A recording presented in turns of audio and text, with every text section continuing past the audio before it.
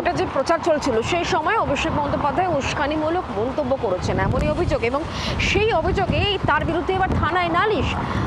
বিধাননগর কমিশনারেটে এই অভিযোগ দায়ের করা হয়েছে এবং অভিযোগ দায়ের করেছেন তিনি কিন্তু একজন বাসিন্দা, একজন সাধারণ মানুষ, এবং তিনি বাগুইআটির বাসিন্দা। পুলিশ এরপর কি পদক্ষেপ করবে দেখাই। 4 তারিখ 12টার পরে কোন জল্লাদের কত ক্ষমতা আর কার দিল্লির বাবা কাকে বাঁচাতে আসে আমি 4 তারিখ দেখব।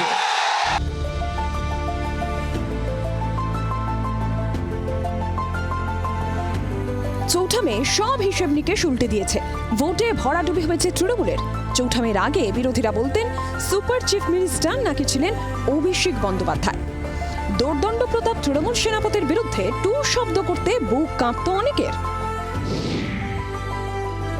এবার অভিষেক বন্দ্যোপাধ্যায়ের বিরুদ্ধে থানায় এফআইআর। ভোটের প্রচারে উস্কানিমূলক মন্তব্যের অভিযোগে বিধাননগর কমিশনারেটে অভিযোগ দায়ের বাগুইআটির বাসিন্দা রাজীব সরকারের।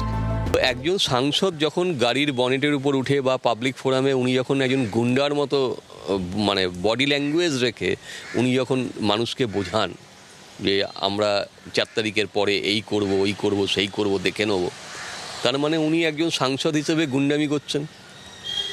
তাহলে আজ যদি তৃণমূল জিতে এসে যদি এই কারণে যদি এই আমাদের অরাজকতা সৃষ্টি হতো পশ্চিমবঙ্গে, তার দায় কি অভিষেক ব্যানার্জি নেবেন? অভিষেকের বিরুদ্ধে কোন কোন ধারায় অভিযোগ? সম্প্রীতি নষ্ট করে ঘৃণা ছড়ানো, জামিন অযোগ্য, মৃত্যুর ভয় দেখানো, মিথ্যে বিভ্রান্তিকর বক্তব্য ও গুজব ছড়ানো, জামিনযোগ্য। আমার কাছে রাজনীতি মানে আদর্শগত লড়াই।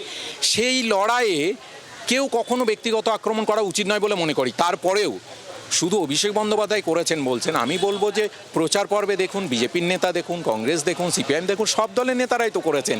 তাহলে শুধুমাত্র তৃণমূল কংগ্রেস হেরেছে সেই রাগ থেকে তৃণমূল কংগ্রেসের একজনের বিরুদ্ধে অভিযোগ করাটা কি যুক্তিসঙ্গত? আগে তৃণমূলের আমলে দুর্নীতির প্রসঙ্গে বিস্ফোরক দাবি দিলীপ ঘোষের।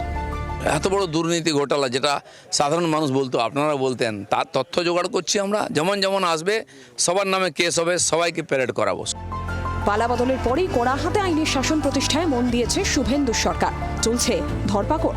এবার অভিষেকের বিরুদ্ধে এফআইআরের পর কি পদক্ষেপ নেবে পুলিশ? অর্ণবাংশু নিয়োগী, বিক্রম দাস ও নান্টু হাজরার রিপোর্ট, জি 24 ঘন্টা। বাংলার আওয়াজ, বাঙালির আবেগ, জি 24 ঘন্টা।